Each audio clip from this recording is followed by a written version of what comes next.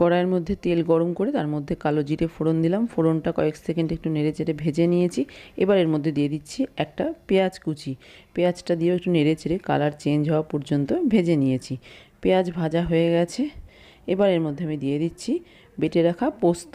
পোস্ত বাটা দিয়ে 1 মিনিট মতো নেড়েচেড়ে নিয়ে দিয়ে দিলাম লবণ, হলুদ। আবার একটু নেড়েচেড়ে দিলাম। এবার এর মধ্যে মিক্সির জারটা ধুয়ে জল দিয়ে দিলাম।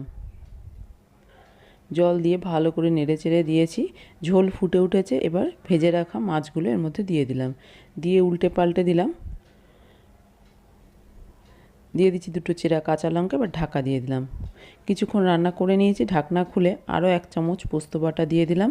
দিয়ে দিচ্ছি কাঁচা সর্ষের তেল। ভালো করে একটু নেড়েচেড়ে দেব। সবশেষে ওপর থেকে দিয়ে দিচ্ছি ধনেপাতা কুচি। এবার ঢাকা দিয়ে কিছুক্ষণ রেখে দেব। তৈরি হয়ে গেছে রুই পোস্ত।